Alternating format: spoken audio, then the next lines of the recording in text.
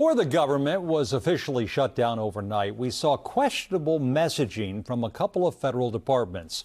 Earlier this week, if you visited the Department of Housing and Urban Development website, you were met by this pop-up saying, quote, "The radical left is going to shut down the government and inflict massive pain on the American people unless they get their $1.5 trillion wish list of demands.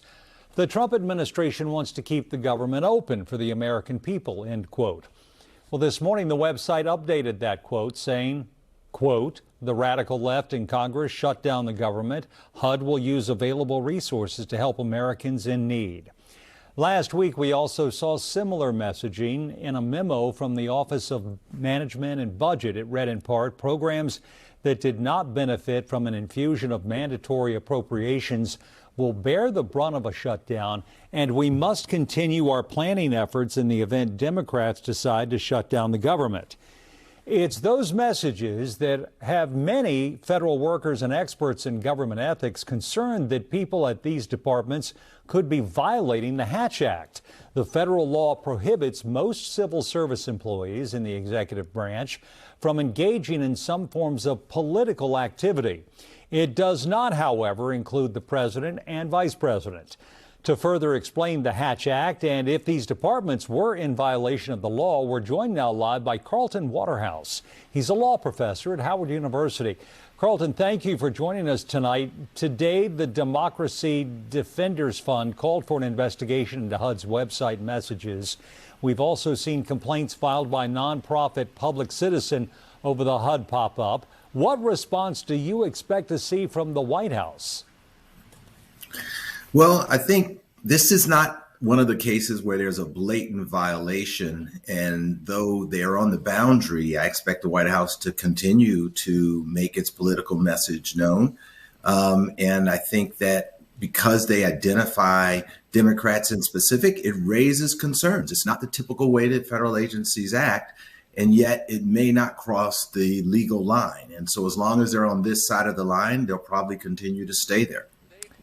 Yeah, let's talk about that legal line, Professor. One of the last high-profile investigations into violations of the Hatch Act came earlier this year when the Office of Special Counsel accused former Special Counsel Jack Smith of engaging in illegal political activity that interfered with the 24 election. Smith led criminal investigations into President Donald Trump's mishandling of classified documents and Trump's alleged efforts to interfere with the 2020 election. Another instance came back in 2023 when a government watchdog agency found White House Press Secretary Karine Jean-Pierre violated the Hatch Act. The violation stems from Jean-Pierre's repeated use of the words MAGA Republicans in the run-up to the midterm elections. So given those recent events, my question, do you think opponents to the recent messaging from HUD and OMB have any legal ground to stand on? Well, the key difference in those cases is they related directly to elections. And so that's really the heart of the Hatch Act, is trying to prevent the influencing of elections by people who are working in federal offices or engaging in political campaigning for candidates specifically. Since this goes more to the question of whether or not Congress has, and somehow our congressional Republicans have acted appropriately, rather than whether or not they should be voted for in the future, it stays on the probably likely safe line of the Hatch Act.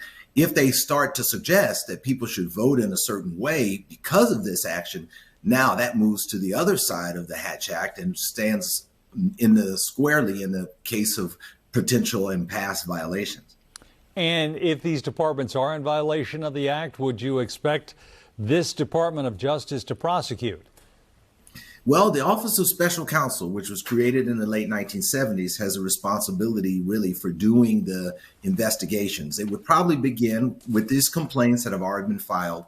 Special Counsel's office then acting to do an investigation.